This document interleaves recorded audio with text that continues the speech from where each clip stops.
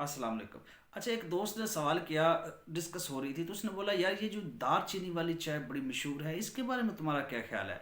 तो मैं आपको बताऊं, ये कोई मुश्किल नहीं है। जब आप चाय बनाते हैं सिंपल क्या करें, 5 लौंग ऐड करें, इनफ है, ठीक है। 2 टिकिया दार चीनी की ऐड करें, इनफ है। सारी बूटियाँ हैं, ठीक। 5 काली मिर्च ऐड करें, 7-8 बॉयल करें, जो एज़ रूटीन होता है हमारा चाय के हवाले से।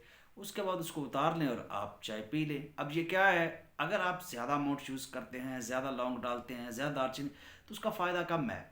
आप इसको रूटीन बना लें, हैबिट बना लें कि जब आप चाय पीते हैं तो आप 2-4 लौंग, 1-2 दालचीनी और 4-5 काली मिर्च का इस्तेमाल करना शुरू कर दें, प्रॉपर करना शुरू कर दें, एज रूटीन बना लें। जायका तो चाय का होगा ही होगा, वो तो एक अलग बात है, लेकिन फ़ायदे क्या हैं?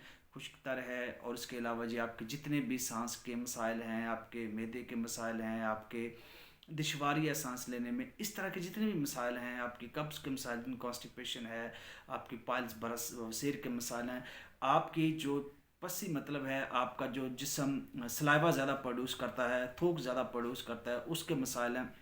हर चीज़ का जो ये मसाइल हैं, ये इस चाय में मौजूद हैं। तो ऐसे भी यूज़ करनी है तो अगर ये कर लें तो एक बहुत वेल अच्छा हो जाएगा। तो बाकी कुछ और भी इंटरनल बहुत ज़्यादा फ़ायदे हैं, यहाँ पर डिस्कस करना फ़िलहाल ज़रूरत उसकी नहीं है, ऑलरेडी इस पे काम हो चुका है। तो इसको इस तरीके से इस्तेमाल करें, कोई मुश्किल नहीं, 4-5-7 बॉयल करें, इट्स एनफ।